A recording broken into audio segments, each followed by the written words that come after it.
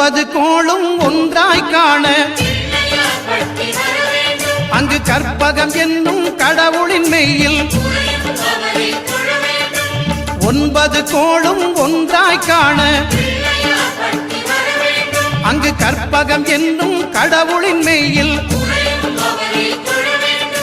சூரியன் முதலாய் 9 கிரகமும் பலவித குணங்களை கொண்டிருக்கும் எங்கள் கற்பக தருவில் அவை வரும்போது ஒன்றாய் சேர்ந்து பலனளிக்கும்.